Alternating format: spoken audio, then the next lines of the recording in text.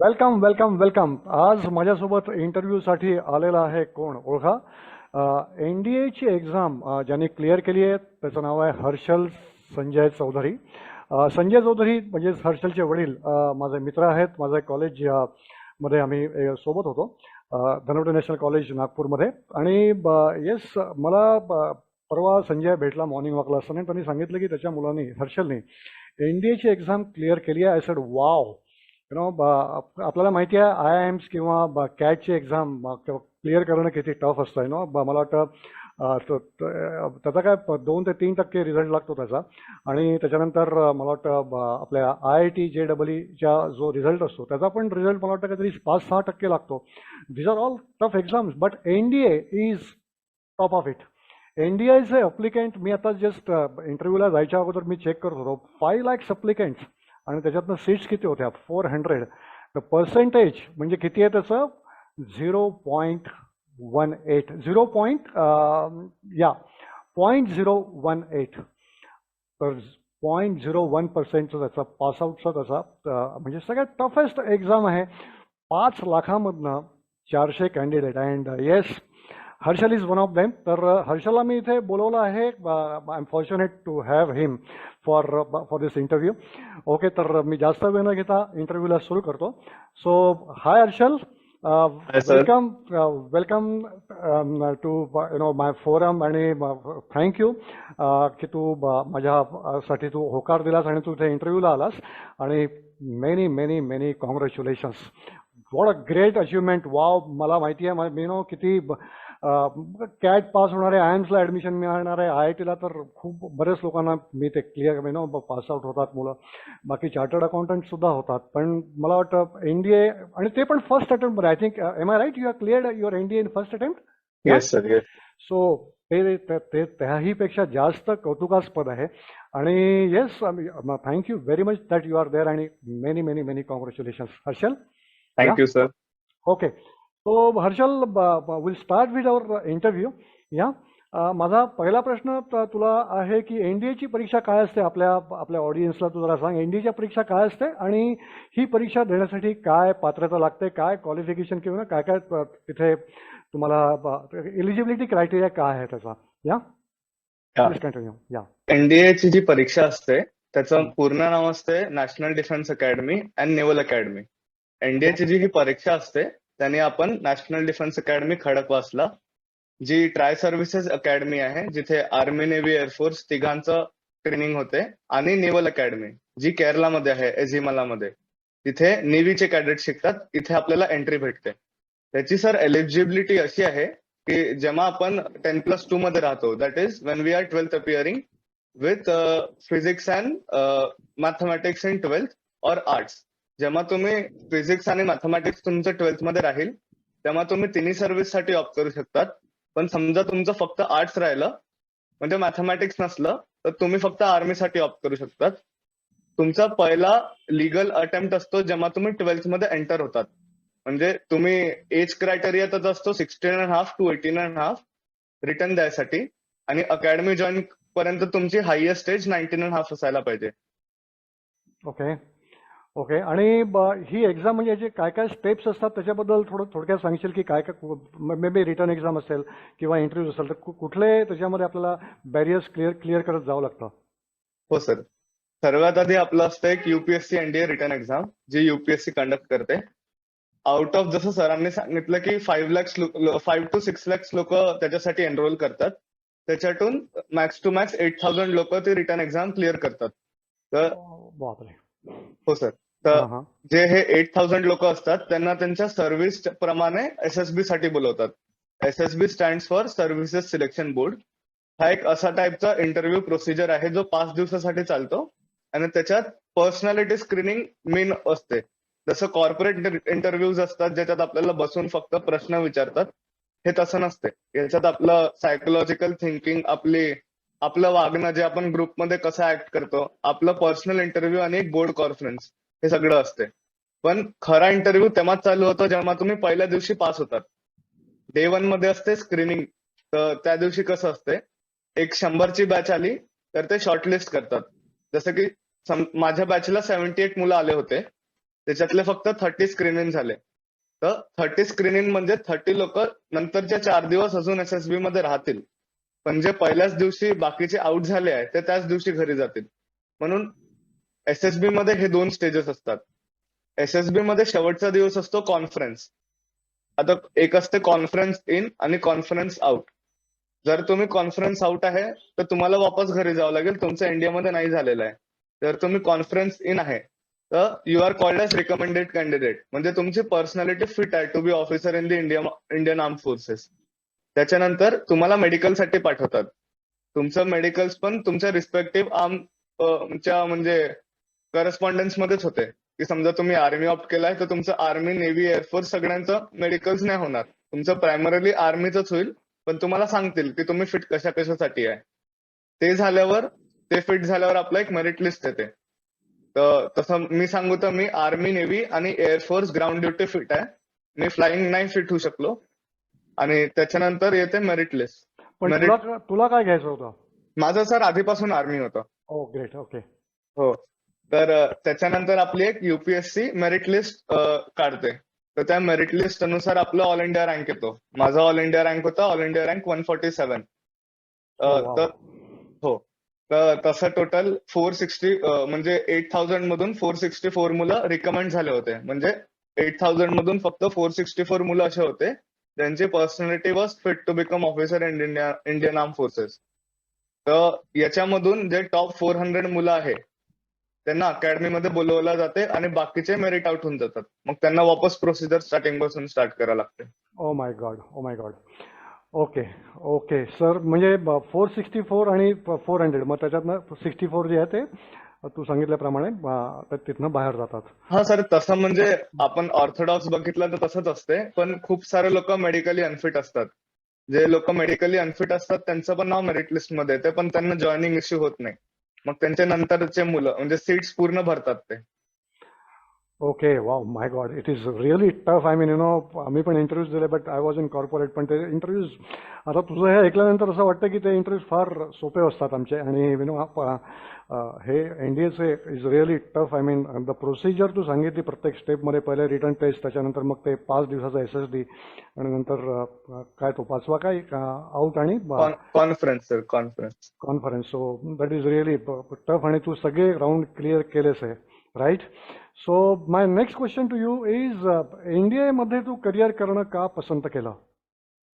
Sir म्हणजे माझं आता आधीपासूनच होतं, पण मी 4थीत असताना आमची फॅमिली ट्रिप गेली होती जम्मू अँड काश्मीरला. केव्हा? मी 4थीत असताना. Okay okay okay. तू 8-9 वर्षाचा असशील त्यावेळेला. 8-9 वर्षाचा सर, सहज 8-9 वर्षाचाच असेल मी. तर त्यामुळे तिथे पहिल्यांदा असं एक आर्मी एस्टॅब्लिशमेंट बघितलं, सोल्जर्सचं मुवमेंट बघितलं. तेव्हा तर सर एक छापाच बसून गेला डोक्यात. पण असं काही हे नव्हतं की करायचंच आहे, पण मनात असं माहित होतं की जर जो माणूस युनिफॉर्म घालतो त्याच्या म्हणजे कंद्यावर पूर्ण देशाची रिस्पॉन्सिबिलिटी असते. त्याच्या सोडून जी रिस्पेक्ट आणि ऑनर आहे आणि जी प्राईड आहे देशाला सर्व्ह करण्याची, ती तर होतीच. पण त्या एजला सर काही जास्त माहित नव्हतं. जसं जसं मोठा होत गेलो, मी माझी स्कूलिंग केली आहे नारायणा विद्यालयामधून. आणि आमचे जे स्कूलचे डायरेक्टर आहे ते पण एक्स आर्मी ऑफिसर आहे, कर्नल UK चेंबर, रिटायर्ड आहे सर ते. तर त्यांना पण बघत बघत हा जोश वाढत वाढत गेला. आणि मग 8वी-9वी पर्यंत एकदम कन्फर्म होऊन गेलं होतं की मी याच्यासाठीच बनलोय, मी आर्म फोर्सेस साठीच बनलेलो आहे. ओ वाव, माय गॉड. म्हणजे तुला वयाच्या 8व्या-9व्या वर्षीच तुला ते प्रेरणा मिळाली, ते इन्स्पिरेशन मिळालं. आणि मला वाटतं तू काय 8वी-9वीत असताना तू ते कन्फर्म केलं की येस, मी हेच करणार म्हणून, हो राईट? सर. आणि ते तू डिटरमाइन केलं आणि then you have gone for it. Okay, तर दॅट इज वेअर तू एनडीएमध्ये करिअर करणं पसंत केलं. तर तुझे मार्गदर्शक कोण होते, तुझे मेंटॉर कोण होते, आणि साधारणतः किती वेळ आणि गुंतवणूक किंवा तू ट्रेनिंग घेतलं असेल याच्यासाठी, तर हु वॉज युअर मेंटर आणि किती वेळ लागला हे शिकायला, आणि त्याच्यामध्ये इन्व्हेस्टमेंट म्हणजे ट्रेनिंगसाठी आपल्याला किती फीज वगैरे लागते एक टेंटेटिव्हली आपल्या जे ऑडियन्स आहेत त्यांच्यासाठी, म्हणून मी हा प्रश्न विचारतोय. हो सर. मी 10वी झाल्यावर एका जागेवर कोचिंग लावली होती. कोचिंग तर नाही म्हणता येणार सर, ती ट्रेनिंगच होती. तिथे मी जॉईन केलं होतं Chhatrapati Shivaji Maharaj arm forces preparatory institute, ज्याचे फाउंडर अँड डायरेक्टर आहे मिस्टर अथर्व पंडित सर. आणि सर ते म्हणजे होलिस्टिक अप्रोच जो असतो ना सर, ओके. त्याची जी डेफिनेशन आहे मी अथर्व सर्वांगीण सरांना सर्वांगीण काय म्हणतात त्याला अप्रोच. ओके. हा हा. त्याचं जी डेफिनेशन आहे ते मी पर्सनॅलिटी मध्ये बघितली असेल तर अथर्व सर आहे. ते स्वतः एक डिफेन्स ऍस्पिरंट राहून म्हणजे होते. ओके. ते म्हणजे त्यांचं स्वप्न तर पूर्ण नाही झालं, पण त्यांनी एक इन्स्पिरेशन घेतलं की मी नाही झालं तर काय, मी म्हणजे युथला त्याच्यामध्ये त्यांना हेल्प करेल. तर खूप चांगलं आहे इन्स्टिट्यूट. आणि हे जे आहे आपलं असं काही जे फीस बद्दल तुम्ही बोलले, म्हणजे 2.5 lakhs असं असते. Annually yes, no, for 2 years. 2 years. तर 2.5 lakhs. ओके. पण आणि सर हे तू 10वी नंतर जॉईन करतो 10वी राईट? नंतर 11th-12th सर ओके. नागपूरमध्येच आहे, बर्डीमध्ये आहे ते, ओके. झाशी राणी स्क्वेअर मध्ये. हा हा.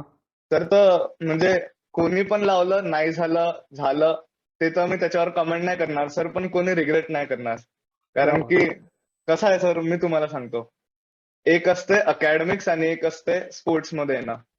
जर तुम्ही इकडे आल ना, you become a allrounder sir. आता इथे तुम्ही याल तर तुम्ही अकॅडमिक्स मध्ये पण राहाल, that will help you for India return. Plus तुमचं पर्सनॅलिटी डेव्हलपमेंट क्लासेस पण चालू राहतील, that will help you for SSB. तुमचे गेम्स पण चालू राहतील, that is team sports, football, basketball, volleyball, cricket, हे सगळं. That will help you to become a better person in a group. तुम्हाला एक लीडर बनण्याची म्हणजे जी प्रॅक्टिस आहे, प्रॅक्टिस त्यांना म्हणणं येणार, जे तुमचे पर्सनॅलिटीमध्ये एम्बाईब होईल ते तेव्हाच होईल जेव्हा तुम्ही एक टीम स्पोर्ट खेळाल, त्याच्यात लिडरशिप पोझिशन्स घ्याल. आता मी सर माझ्या स्कूलमध्ये पण हाऊस कॅप्टन होतो, तर लिडरशिप माझ्यामध्ये पहिल्यापासून होती. आणि मला असं वाटतं लिडरशिपचे थोडे जीन्स पण आहे माझ्यामध्ये, माझ्या बाबांना बघून. तर हो, तुझ्या बाबांमध्ये ते आहेत. मी ते एक्सपिरियन्स केले आहेत. हो सर, असं आहे सर. आपलं कॉन्फिडन्स ट्रेनिंग झालं, कधी एक टॉपिक देऊन दिला त्याच्यावर कंटिन्युअस 3 मिनिट लेक्चरेट देणं सर, खूप म्हणजे खूप तुम्हाला कामात येईल हे सगळं. त्याच्यासोबत आमची एक फॅकल्टी आहे, लेफ्टनंट कर्नल गणेश बाबू म्हणून, CSM AFPI मध्ये. ते पण रिटायर्ड आर्मी ऑफिसर आहे, कोर ऑफ सिग्नल्स मध्ये होते ते आहे SSB चे कोच.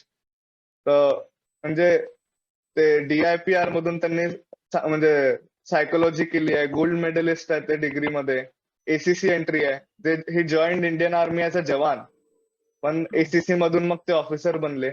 अशा पर्सनॅलिटी सोबत जेव्हा सर एक ऍस्पिरंट राहतो, तेव्हा त्याच्या आतमधली जी आग राहते सर काही करायची, ती आपल्या व्हेरी वाढून ट्रू, जाते. Very true. ते फायर तुझ्यामध्ये ते होतं आणि ते त्याला अजून बूस्ट मिळालं.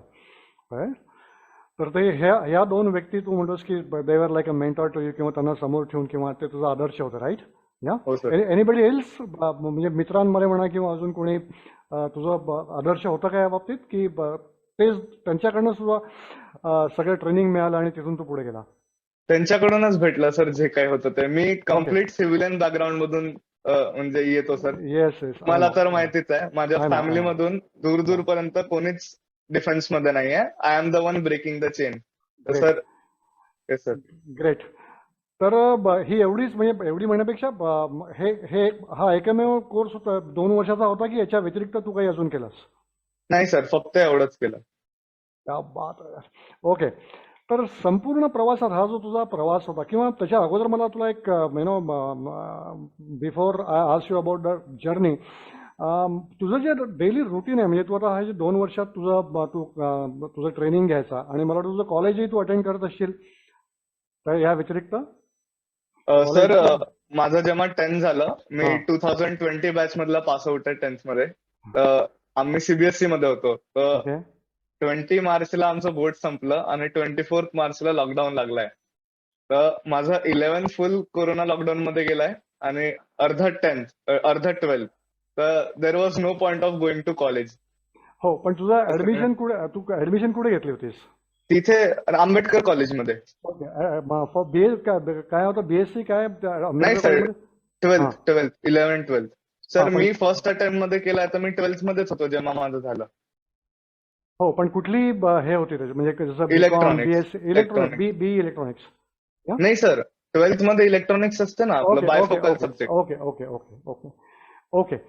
तर मी तुला तो प्रश्न विचारत होतो, की तू तुझं शेड्यूल म्हणजे तुझं जे रुटीन असतं दिवसाचं दैनंदिन ज्याला आपण म्हणतो की आपण सकाळी किती वाजता उठतो ते रात्री झोपेस तर when you go to bed, तर या दरम्यान तू म्हणजे तुझं शेड्यूल काय असतं टेंटेटिव्हली नो हे so that people will understand की किती वेळ द्यावा लागतो किंवा कुठला किती वेळ कुठल्या गोष्टीला किती वेळ द्यायचा, तर हे थोडंसं जर का सांगशील का क्विकली. Yes sir. तर पहिलं तर मी एक मिसकन्सेप्ट म्हणजे खूप लोक आता जे बघत असतील जे डिफेन्स ऍस्पिरंट्स आहे त्यांना असं वाटत असेल की मी सकाळी उठून खूप एक्सरसाइज करायचो. तर जर तुम्ही डिफेन्स ऍस्पिरंट आहे, तुम्हाला एनडीए मध्ये जायचं आहे, तुमचा फर्स्ट गोल असायला पाहिजे अकॅडमिक्स.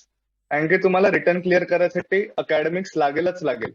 तर मी असं नाही म्हणता की फिजिकल ऍक्टिव्हिटीज बंद करा, पण ते असं नाही असायला पाहिजे की फिजिकल ऍक्टिव्हिटीज एवढं जास्त होत आहे की तुम्ही अकॅडमिक्सवर म्हणजे फोकस नाही करू शकत आहे. इग्नोर नाही करू शकत तुझ्या. हा, coming to my time table sir, मी सकाळी 5:30 वाजता वगैरे उठायचो जेव्हा माझं इन्स्टिट्यूट असायचं 11-12 मध्ये. 5:30 वाजता उठून 6 वाजता 6-6:30 पर्यंत आम्ही इन्स्टिट्यूटला रिपोर्ट करायचो. तिथे स्टार्टिंगचा अर्धा तास that is 7 to 7:30 light exercise, running झालं, पुशअप्स नॉर्मल. मग स्ट्रेट 2 वाजेपर्यंत आमचे क्लासेस राहायचे with a lunch break in between. Only academics, purely academics classes. त्याच्यानंतर we were sent home at 2:30. आणि मग सकाळी किती वाजता जायचं असं म्हटलं तू? 6:30 ला रिपोर्ट करायचो सर आम्ही ओके तिथे. ओके ओके, ते 5:30. आणि घरी किती वाजता येतं लंचला? घरी सर लंच ब्रेक आम्हाला तिथे भेटायचा 12:30 ला.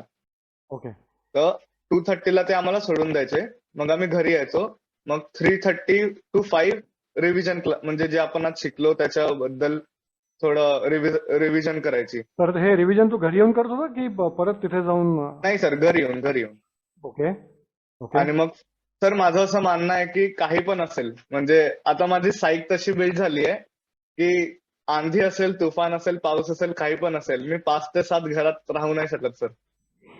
मला खेळायला जावंच लागतंय. तर 5 ते 7 हे माझे प्लेइंग आवर्स आहे.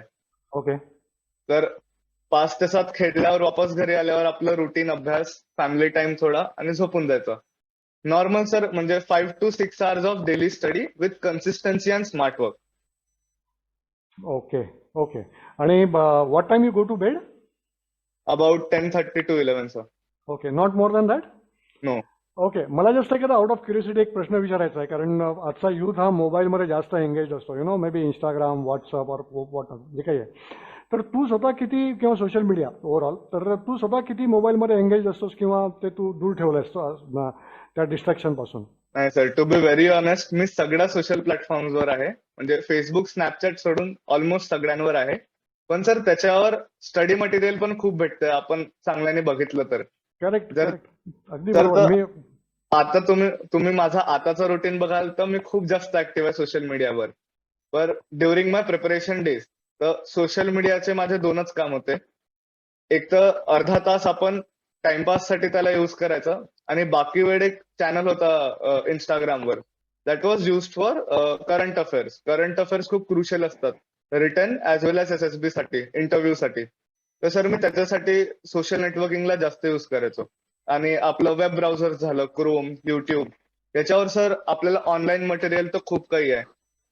खूप सारे म्हणजे एज्युकेशनल प्लॅटफॉर्म्स आहेत जे आपलं मटेरियल फ्रीवर देतात. तर त्याला रेफर करणं, मी त्याला म्हणजे वाईजली युज करायचो सर प्रिपरेशन डेज मध्ये सोशल प्लॅटफॉर्म्सला. हो ग्रेट. तर तरी तू म्हणतोस तरी पण एक लिजर ऍक्टिव्हिटी म्हणजे विच वॉज अदर दॅन तुझा study on social media, you use to spend somewhere around 30 minutes as a leisure activity हा, 30 max to max sir 45-1 hour, not more than that. For a leisure activities you are saying, हा right? Sir, I believe in playing outside rather than indoor games. That's great. Super excellent. बरं, तू काही युट्यूबचं channel किंवा असं काही सांगशील का की recommend करशील की जे अस्पायरंट्स आहेत त्यांना की तुम्ही हे युट्यूब किंवा एखादी वेबसाईट, किंवा तुम्हाला लिस्ट पण देऊ शकतोस, may be I would want to युट्यूबच्या माझ्या याच्यामध्ये मी ते टाकेल आहे, so that people can also. Sure sir, I can. एक अनअकॅडमी म्हणून एक खूप म्हणजे मोठं एज्युकेशनल प्लॅटफॉर्म आहे. त्याच्यातले एज्युकेटर्स आहे सुमित सर, अर्पित चौधरी. मग हे तर रिटर्न पार्ट साठी झालं, पण जे मेन पार्ट येते दॅट इज हे सगळे फ्री आहेत की फ्री आहे सर, फ्री आहे. Free okay free. ओके युट्यूबवर तुम्हाला हे सगळं मटेरियल फ्री भेटून जाईल. पण ओके हे रिटर्न पार्ट आहे. जो मेन पार्ट आहे दॅट इज SSB. त्याच्यासाठी best channel is AFO SOP. That lieutenant colonel Ganesh बाबूंचा चॅनल आहे हा. याच्यावर सगळं मटेरियल फ्री आहे. जर म्हणजे पर्सनल कोर्सेस पाहिजे असेल ते पण घेता येतात, पण युट्यूब वरून पण होऊन जाते. याच्यासाठी SSB मध्ये खूप काम येते. मग करंट अफेअर साठी सर एक चॅनल आहे that is stat news global म्हणून, STATS that is stats news global. मग त्याच्यानंतर वी ऑन झालं. मग आपलं Khan GS academy, Khan sir पटनाचे सगळे ओळखतात हो त्यांना. हो हो, मी पण ओळखतो त्यांना. म्हणजे मी फॉर द ओळखतो म्हणण्यापेक्षा तुमचं चॅनल खूप पॉप्युलर आहे. For the kind of hold he has on Jio politics. Jio politics साठी सर मी एवढेच चॅनल रेफर केले होते. That has help me a lot sir. Okay, okay, that's really great.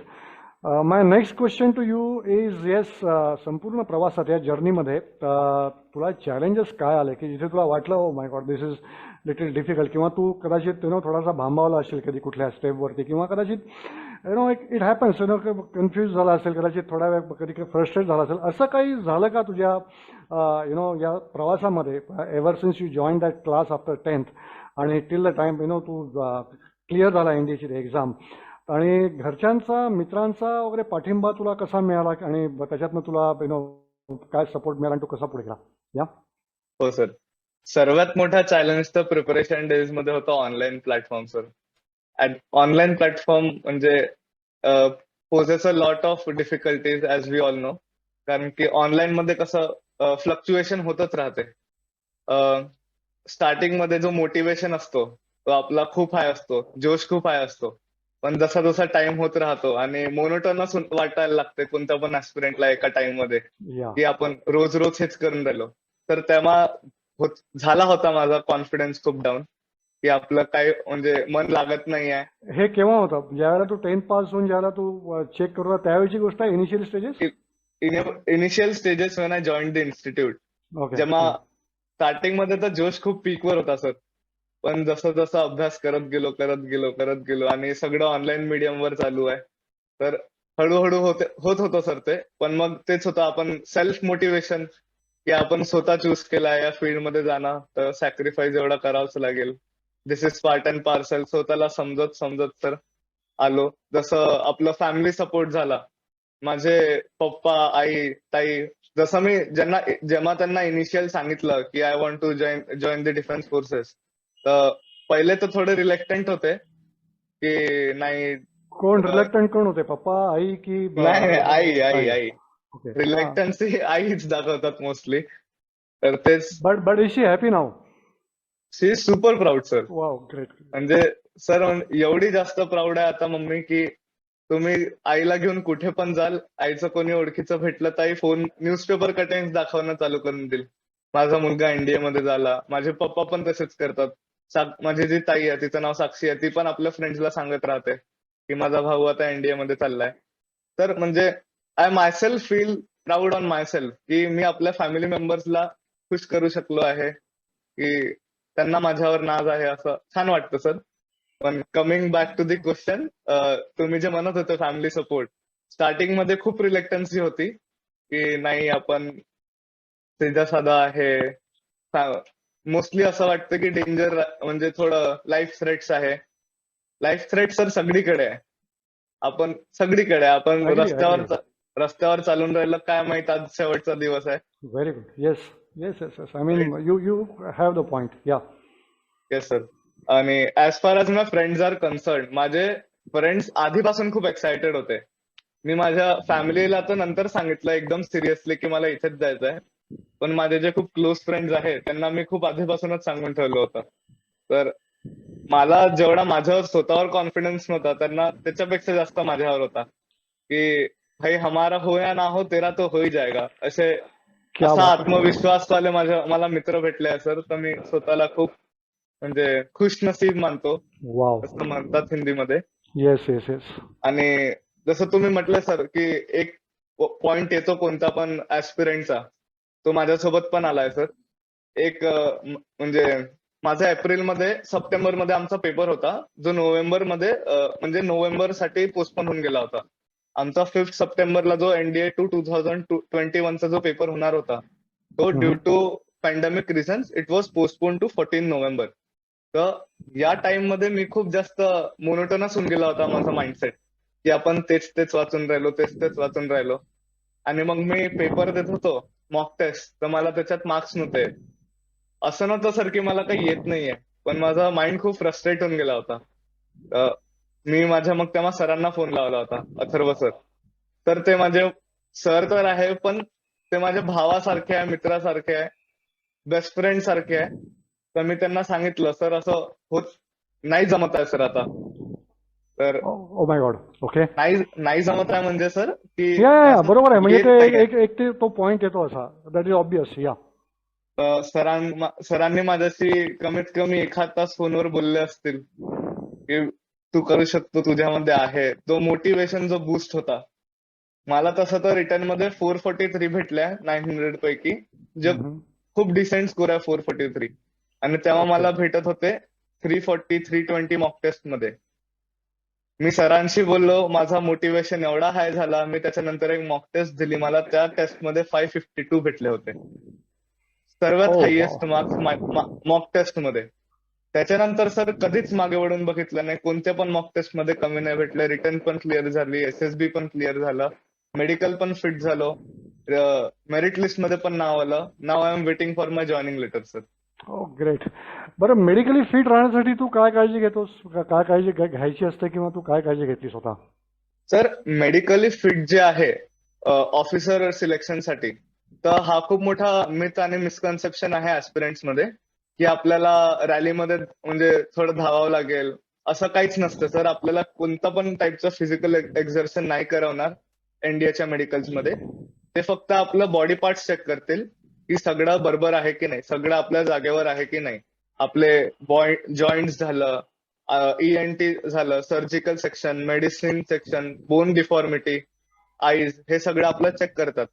जर आपलं सगळं फिट असेल, त्यांच्या म्हणजे त्यांना जे पाहिजे असते त्याच्या आतमध्ये असेल, त्यांच्या रिक्वायरमेंटच्या आतमध्ये, तर ते आपल्याला फिट करतात. आता मग सगळ्या सर्व्हिसची जी रिक्वायरमेंट आहे ती अलग अलग आहे. जसं आर्मीची, नेव्हीची, एअरफोर्सची. तर आफ्टर दी मेडिकल्स जो तुमचा मेडिकल ऑफिसर असतो, तो तुम्हाला सांगतो की candidate you are fit for army, navy and air force. आणि सर समजा तुम्ही अनफिट पण झाले, तर आर्मी म्हणजे जी डिफेन्स आहे ते तुम्हाला पूर्ण चान्सेस देते वापस फिट व्हायची. तुम्हाला 2 अपील भेटतात. जो जो पहिला मेडिकल असतो त्याला स्पेशल मेडिकल बोर्ड बनतात, ज्याच्यात तुम्हाला सांगतात की तुम्ही फिट आहे की अनफिट आहे. समजा तुम्ही अनफिट झाले आहे, तर तुम्हाला त्याच्यानंतर 42 डेजचा एक बफर टाइम भेटतो. त्याच्यात तुमची जी पण डिफॉर्मिटी आहे, जी पण कमी आहे, ती तुम्ही म्हणजे विथ मेडिकल असिस्टन्स तुम्ही त्याला ठीक करू शकतात. आणि 42 डेज नंतर तुमच्या चॉईसच्या हॉस्पिटलमध्ये अपील करू शकतात. ओके. समजा तुम्ही तिथे फिट झाले तर तुम्ही क्लिअर आहे. समजा तुम्हाला वापस त्यांनी अनफिट देऊन दिलं, तर अजून एक अपील भेटतो, त्याला म्हणतात रिअपील मेडिकल बोर्ड, RMB. हे 2च ठिकाणी होते, एक दिल्लीमध्ये, मिलिटरी हॉस्पिटल दिल्लीमध्ये, आणि AFMC पुणेमध्ये, बेस हॉस्पिटल दिल्लीमध्ये, असं असते. आणि त्याच्यामध्ये पण समजा तुम्ही अनफिट झाले, तर मग तुम्हाला वापस अटेम्प्ट ट्राय करावं लागतील, नाहीतर मग तुमच्यामध्ये म्हणजे you are not fit for becoming officer medically. Okay. पण असं काही पथ्य पाणी वगैरे असं काही नाही तू नाही पाहिलं नाही नाही सर? सर, ओके नाही ओके सर. ओके. ठीक आहे.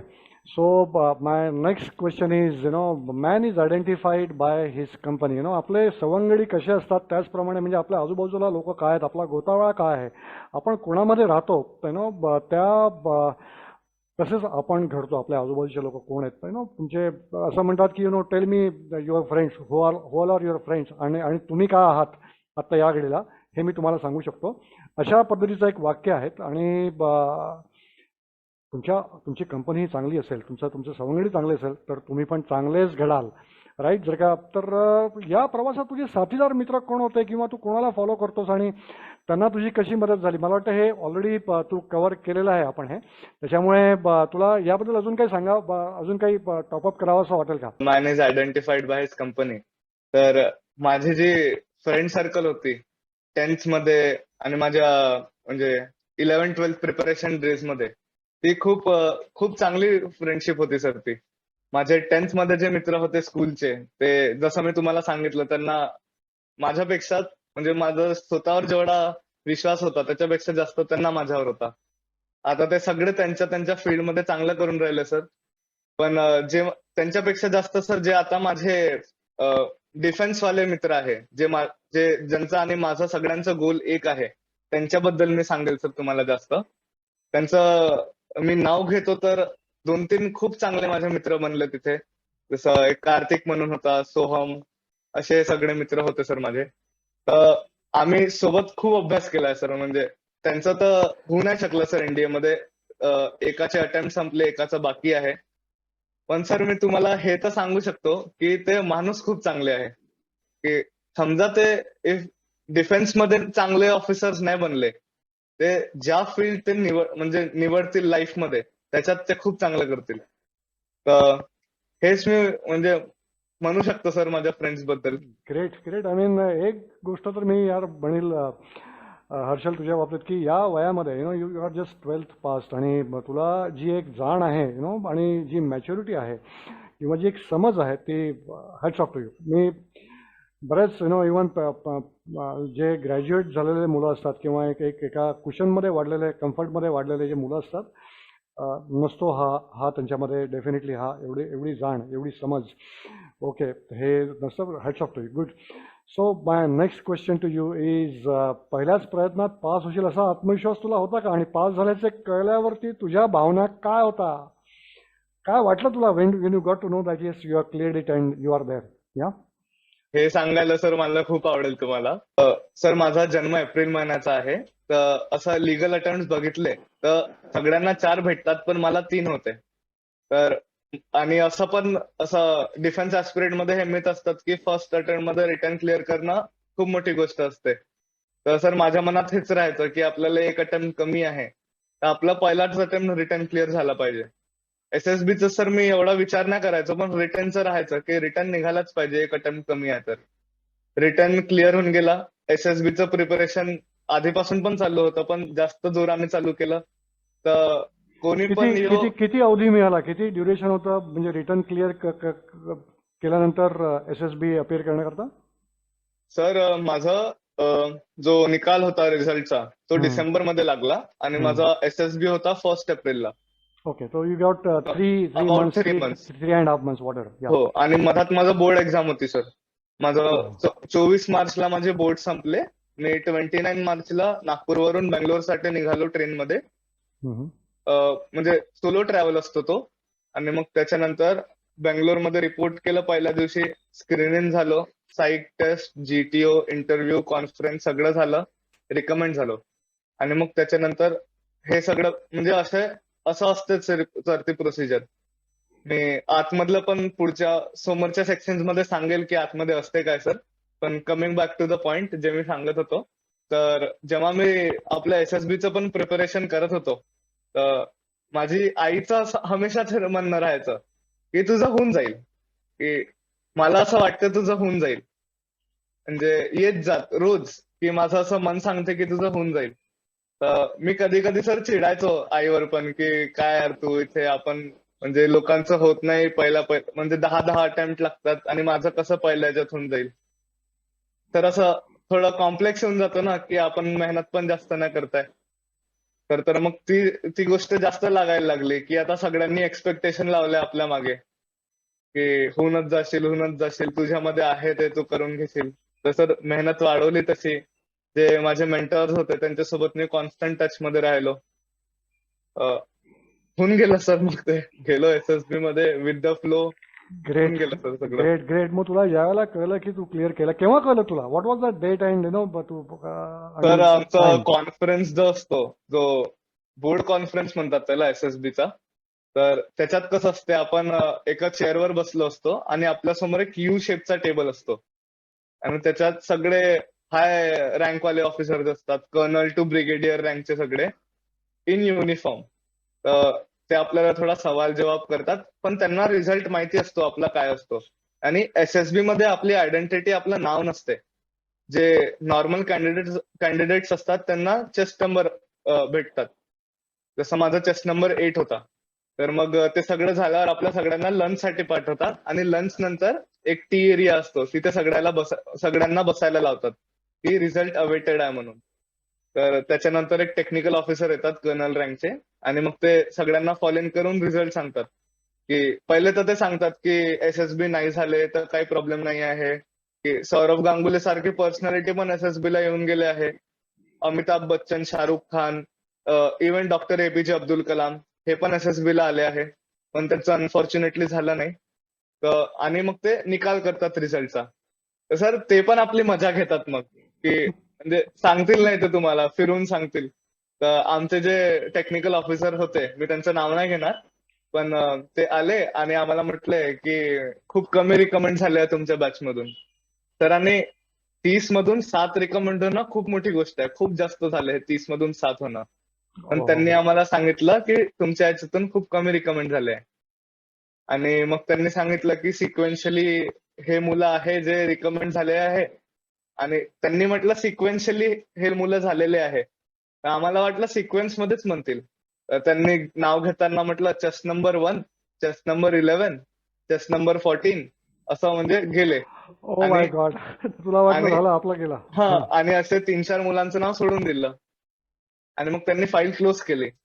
मग आपल्याला वाटलं म्हणजे असं आतून वाटत होतं सर होऊन जाईल, आपण आपलं बेस्ट दिलं आहे, सगळं बरोबर गेलंय. तर मग असं वाटतं सर गुरं एवढी मेहनत केली तर थोडे ऑब्विस आहे यार. म्हणजे येस येस, ते ती अपेक्षा असणं ते राहणारच आहे तिथे, एवढी मेहनत करून इतक्या लेवलवरती गेल्यानंतर. तर या. मग त्याच्यानंतर त्यांनी फाईल जशी क्लोज केली तर थोडे डोळ्यांमध्ये आसू पण आले. मग त्यांनी वापस फाईल उघडली आणि एकदम हसत म्हटले, there is a twist gentleman म्हणून. ओके. मग त्यांनी अजून 3-4 नाव घेतले की चेस्ट नंबर 8, चेस्ट नंबर 14, 21 असे हे पण रिकमेंड झाले. मग त्यांनी म्हणजे असं मजा घेऊन सांगतात की तुमचं झालंय. तेव्हा तर सर जो रिलीफ असतो तो म्हणजे किती पण लाख रुपये देऊन तुम्ही तो विकत घेऊ नाही शकत. ज्या दिवशी तुम्ही एसएसबी मध्ये येतात त्या दिवशी तुम्ही रिकमेंडेड कॅन्डिडेट्सला बघतात. सर जे रिकमेंडेड कॅन्डिडेट्स असतात त्यांना चेस्टवर एक प्लस भेटतो. म्हणजे तुम्ही त्यांना बघून सांगू शकतात की हे रिकमेंडेड आहे. त्यांच्या चेस्ट नंबरवर एक प्लस लागला असतो. जसं माझा रिकमेंडेड चेस्ट नंबर होता +36. तर त्यांना बघून असं वाटतंय की यार आपल्याला हेच बनायचं आहे, हेच घ्यायसाठी आलोय आपण, हा प्लस साईनच पाहिजे. करेक्ट करेक्ट आणि सर करेक्ट. जेव्हा आपण तो प्लस साईन घालतो आणि मग दुसरे जे आले असतात सिलेक्शनसाठी ते आपल्याला येऊन विचारतात की सर तुम्ही कसं केलं, तर सर ती जी खुशी असते ना ती कुठेच भेटणार नाही सर. Wow wow. आणि तू फॅमिलीला केव्हा सांगितलंस, आणि त्यांच्या काय अर्थातच आईची रिॲक्शन किंवा बाबांची रिॲक्शन काय त्यावेळेला होती, किंवा ताईची रिॲक्शन या? ते तर खूप खुश होते सर. म्हणजे बाबा तर खूपच जास्त खुश होते. आवाजावरूनच समजत होतं. पप्पा, आई, ताई सगळेच एकदम. पूर्ण फॅमिलीमध्ये एकदम खबर फैलून गेली होती की हर्षलचं झालं. सगळ्यांचे फोन येणं चालू होऊन गेलं होतं. ओके हर्षल, लँग्वेजचा कुठे बॅरियर येतो का? म्हणजे इंग्लिशचा जरा आपल्या इकडल्या मुलांना थोडासा कॉन्फिडन्स तेवढा नसतो, तर लँग्वेजचा बॅरियर हा एस मध्ये किती असतो? आणि how confident you should be in English किंवा हिंदीमध्ये फॉर मॅटर घ्या, कुठली भाषा तिथे वापरल्या जाते? हो सर. हर एक टास्कच्या आधी एक ऑफिसर ब्रीफिंग होते. जो टास्क कंडक्ट करणारा जो ऑफिसर असतो तो आपल्याला त्या टास्कच्या आधी ब्रीफिंग देतो त्या टास्कची. तर त्याच्यात आपल्याला असं बोललं जाते की तुम्ही आपलं मीडियम ऑफ आन्सरिंग जी आहे ते इंग्लिश ठेवा. पण समजा तुम्ही कुठे अटकत आहे तर तुम्ही हिंदीमध्ये जो तुम्हाला कन्वे करायचं ते हिंदीमध्ये बोला. And as soon as possible revert back to English, असं त्यांचं असते. पण त्याच्यावर ना ग्रुमिंग पण खूप फरक पडते सर. की समजा तुम्ही कॉन्व्हेंट स्कूलमधून शिकले, तुमचं बॅकग्राऊंड खूप चांगलं आहे, तुमची जी सराउंडिंग आहे, तुम्हाला अप्रोप्रिएट रिसोर्सेस भेटले आहे. किंवा तुम्ही सिटी किंवा मेट्रो सिटीज मध्ये जर का राहत असाल, इन शॉर्ट. हा, मेट्रो सिटीज पण झालं सर. आपलं एज्युकेशनल क्वालिफिकेशनचं आपण त्यांना डोजियर पण देतो एक, की माझं 10th marksheet, 10th marksheet, 11th हे आपलं एक्स्ट्रा करिक्युलर ऍक्टिव्हिटीजचं सगळे एक PIQ म्हणून असते, पर्सनल इन्फॉर्मेशन क्वेश्चन आहे. त्याच्यात आपल्याबद्दल सगळं विचारलं जाते. आपल्याला ते रिटर्न मध्ये द्यायचं असते. आणि आपण जे बोलतो आणि आपण जे लिहिलं असतं ते क्रॉस चेक पण होत राहते. तर त्याच्यावरच आहे आपलं बॅकग्राऊंड चांगलं आहे. तुम्हाला मोस्टली लोकांना अप्रोप्रिएट रिसोर्सेस भेटलेले आहे तुमच्या स्कूलिंगच्या टाइमला इंग्लिश बोलायसाठी. तर तुम्ही असं ट्राय करा की इंग्लिशमध्येच बोलायचं आपण. जर नसेल आता आता नाही तुम्ही बोलू शकत आहे, तर इंग्लिश फक्त एक लँग्वेजच आहे, शिकायला टाइम नाही लागत लँग्वेजला. What you have to do is just practice. इंग्लिशमध्ये बोलत राहा. तुमचे फ्रेंड सर्कल जे आहे त्यांच्यासोबत इंग्लिशमध्ये बोला. त्याने तुमचा कॉन्फिडन्स पण वाढेल आणि तुमची कन्व्हेइंग स्किल्स पण वाढेल, इंटरपर्सनल स्किल्स पण वाढेल. हेच मी म्हणजे म्हणेल सर. आणि समजा तुम्ही तिथे अटकले थोडेसे, तर तुम्ही लवकर हिंदीमध्ये जे बोलायचं ते बोलून टाका आणि वापस as soon as possible revert back to English. पण मी हेच तुम्हाला सजेस्ट करेल की इंग्लिशवर आपली कमांड थोडी ठीक करा. कारण की जीटीओ जे असते, ग्रुप टेस्टिंग ऑफिसर, त्याच्या टास्कमध्ये एक टास्क असतं ज्याला लेक्चरेट म्हणतात. तर त्या टास्कमध्ये आपल्याला एक क्यू कार्ड भेटतो आणि त्याच्यात 4 टॉपिक्स असतात. तर पहिला जो टॉपिक असतो तो एक हाय लेवल टॉपिक असतो, that is based on Jio politics, international affairs. जो सेकंड टॉपिक असतो तो एव्हरेज लेवल टॉपिक असतो, जे मॉडर्न डे प्रॉब्लेम्स, नाही तर मॉडर्न डे जे चालू आहे, जसं की कोविड पॅन्डेमिक, ओव्हर पॉप्युलेशनचे काय होऊ शकते, वॉटर क्रायसिस, हे सगळं.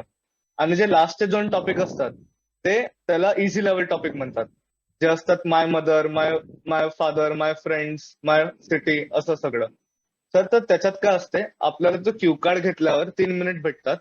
आपला टॉपिक चूज करून त्या टॉपिकवर पॉइंट्स बनवायचे आणि त्या 3 मिनिट नंतर आपल्याला आपल्या ग्रुपच्या समोर उभं राहायचं असते, विथ युअर हँड्स बिहाइंड और सम म्हणजे थोडेसे जेस्चर्स पण चालतात. आणि you have to deliver a lecture for continuous 3 minutes non stop. आणि असं 3 मिनिट्स म्हणजे असं नाही की तुम्ही 3 मिनिट्स झाल्यावर पण बोलूनच राहिले. पूर्ण कंपोज 3 मिनिट्स मध्ये, 3 मिनिट्स म्हणजे सेकंड बेल मध्ये तुमचं लेक्चर एक थांबलं म्हणजे थांबलंच पाहिजे. आणि हे तुम्हाला द्यायचं असतं इंग्लिशमध्ये. त्याच्यात पण तुम्हाला हिंदी चालते, पण अटकण्याशिवाय जर तुम्ही इंग्लिशमध्ये सगळं बोलून राहिलं तर त्याने तुमची जी डिलिव्हरी आहे, तुमचा कॉन्फिडन्स आहे, तो अजून चांगल्याने बाहेर निघतो.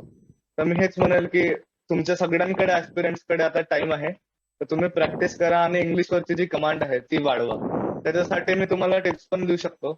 जे तुम्ही रोजचा एक टॉपिक घ्या, एका मिररच्या समोर उभे राहा, नाहीतर तुमचे फॅमिली मेंबर्स आहेत त्यांना बसवा, त्यांच्या समोर उभे राहा आणि त्या टॉपिकवर बोला. त्याच्यावर प्रिपेअर करा आणि मग बोला. जर तुम्ही अटकून राहिले काही प्रॉब्लेम नाही आहे, त्याला वाचा, हिंदीमध्ये या, वापस बोला, बोलत राहा, प्रॅक्टिस करा. त्याने तुमचं सर जे आहे, म्हणजे जी कमांड आहे, जो कॉन्फिडन्स आहे, तो खूप बूस्ट होईल. कारण की सर या एज मध्ये आणि हे जे म्हणजे जो एज मध्ये आम्ही आहे, त्या एज मध्ये पब्लिक स्पीकिंगची जी क्वालिटी असते ती मोस्टली मुलांमध्ये नसते. तर ही डेव्हलप करणं फार गरजेचं असतं सर. Correct, correct. खूप छान. आता ट्रेनिंग जॉईन करण्यासाठी तर तू खूप आतुर आणि उत्सुक असणार. तर इथून पुढचा प्रवास कसा असेल आणि काय करायला तुला आवडेल? आपण आता एंडकडे येतोय. या. हो सर. ट्रेनिंग आमची अशी राहील की आता आमचं 3 वर्ष ट्रेनिंग नॅशनल डिफेन्स अकॅडमी मध्ये होईल. तर नॅशनल डिफेन्स अकॅडमी मध्ये जे ट्रेनिंग आहे ते 6 टर्म मध्ये, जसं सेमिस्टर पॅटर्न असते तसं हे टर्म्स मध्ये डिवाइड झालं आहे. तर इथे जे 1st to 5th टर्म पर्यंत जी ट्रेनिंग असते ते आर्मी, नेव्ही, एअरफोर्स सगळ्यांसाठी कॉमन असते. पण जी 6 टर्मची जी ट्रेनिंग असते, जी शेवटचे 6 महिने आहे, ती म्हणजे बायफर्केशन असते. त्यांना बेसिक मॉड्यूल सांगतात त्यांच्या सर्व्हिसेसचे. मग ही 3 वर्षे ट्रेनिंग झाल्यानंतर एनडीए मध्ये एक पासिंग आउट परेड होते. त्याच्यात आपले रिस्पेक्टिव्ह डिग्रीज मध्ये आर्मी, नेव्ही ऍज वेल एज एअरफोर्स कॅडेट्स त्यांच्या रिस्पेक्टिव्ह डिग्रीज मध्ये पास आउट होतात. त्याच्यानंतर जे आर्मी कॅडेट्स असतात ते 1 वर्षाची प्री कमिशनिंग ट्रेनिंगसाठी आयएमए ला जातात, that is Indian military academy in Dehradun. जे नेव्ही वाले असतात ते Indian naval academy Kerala Ezhimala जातात. आणि जे एअरफोर्स वाले असतात ते air force academy Dundigal, Hyderabad district मध्ये ते तिथे ओके. जातात. ते तिथे आपली 1 वर्षाची प्री कमिशनिंग ट्रेनिंग करतात आणि मग they get commissioned into their respective services as lieutenant in Indian army, flying officer in Indian air force and sub lieutenant in Indian navy. असं असं असतं सर. ग्रेट. तर ज्यांना एनडीए मध्ये करिअर करायचं आहे आणि त्यांना त्यांना त्यांच्यासाठी तुझा मेसेज काय असेल आणि त्यांनी काय करायला पाहिजे आणि काय करायला नको, कुठल्या चुका करायला नको, हे तुझ्याकडनं काय मेसेज असेल? माझा तर सर एवढाच मेसेज राहील की एनडीए मध्ये ज्यांना पण जायची खूप उत्सुकता आहे, जो आपला म्हणजे गोल बनवून ठेवला आहे त्यांनी की आपल्याला एनडीए मध्येच जायचं आहे, देशाची सर्व्हिस करायची आहे, तर मी त्यांना हेच सांगेल की जोश कधी पण खाली नका होऊ देऊ. आणि माझा एक म्हणजे एक प्रिन्सिपल आहे लाईफचा, जो आताही मी ठेवतो, की जेव्हा पण तुम्ही प्रिपरेशन डेज आहे, आता माझे प्रिपरेशन डेज पण तर नाही आहे, पण I make sure that every day is fruitful, जे माझ्या जॉईनिंग मध्ये मला हेल्प करेल.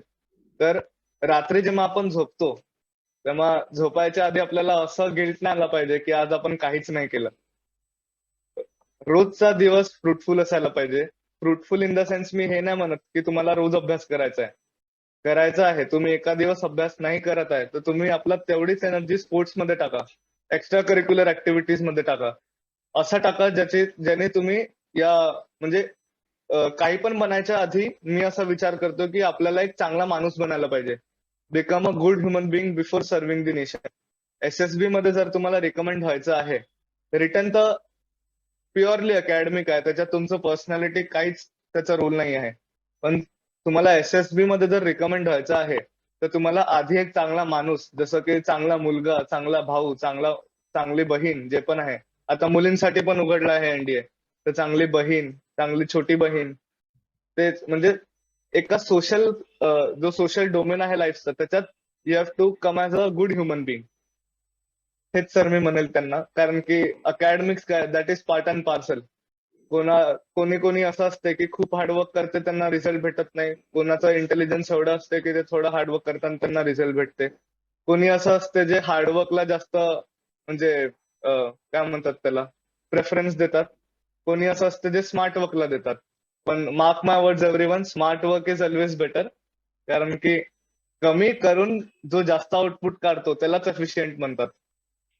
ग्रेट. सो सगळ्यात पहिले आपल्याला एक चांगला माणूस व्हायचा आहे, हा त्याचा मेसेज आहे आणि तो या वयात सांगतो. That is really. कारण एक चांगला माणूस म्हणजे नेमकं काय, हीच डेफिनेशन मला वाटतं हेच माहिती नसतं या वयामध्ये, आणि he knows it and that's what the message he is passing out for the aspirants. तर कौतुकास्पद आहे. आणि हे आपल्या सगळ्यांनी, तुम्ही NDAसाठी ॲस्पायरंट असाल किंवा नसाल, पण एक चांगला माणूस होणं हे एक प्राथमिक गरज आहे. ओके. आणि त्याच्यानंतर बाकीच्या त्याने काही गोष्टी सांगितल्या, जी मेहनत करायची, स्मार्ट काम करायचं आहे, राईट. हार्डवर्क म्हणजे हार्डवर्क तर शेवटी स्मार्ट काम करण्याकरता सुद्धा हार्डवर्क करायचंच असतं, राईट. स्मार्ट काम करायचा याचा अर्थ असा नाही की यार मैं फ्री हो जाऊंगा फिर, नाही अशातला भाग नसतो तो. स्मार्ट काम म्हणजे सुद्धा हार्डवर्कच करायचं असतं त्याच्यामध्ये, पण तो त्याच्यामध्ये स्मार्ट काम करायचं असतं. तर हा फार महत्त्वाचा मेसेज दिला त्यांनी. आणि आय एम शुअर इथून पुढे जे NDA ॲस्पायरंट्स आहेत, मग आता तुम्ही तुमचे मित्र असतील, तुमचे भाऊ, मुलगा, जे कोणी असेल, त्यांच्यासाठी हा इंटरव्ह्यू हर्षलचा फार कामातील. खूप चांगल्या त्यांनी टिप्स दिल्या, फार आणि मनापासून दिल्या. आणि मला वाटलं होतं हा इंटरव्ह्यू खरंच इतका चांगला असेल, कारण Harshal is just 12th pass for that matter. But देस नो वंडर, ज्या पद्धतीने त्यांनी सगळ्या गोष्टी इलॅबोरेट करून, डिस्क्रिप्टिव्ह करून जर आपल्याला सांगितल्या, त्याची उकल करून सांगितली, hats off to him. Harshal, thank you so much for attending, for being here. आणि येस, ऑल द बेस्ट तुझ्या पुढच्या वाटचालीसाठी. Thank you so much sir, it was a pleasure. मतलब you called me here. I hope that I meet you in person too before going to the academy. Sure. मी येईल तुझ्याकडे, किंवा तू पण माझ्या इन्स्टिट्यूटमध्ये येऊ शकतो. Yeah, I will look forward to it. Yeah Harshal. Yes sir. Thank you so much. Thank you sir. जय हिंद. थँक्यू. जय हिंद. बाय.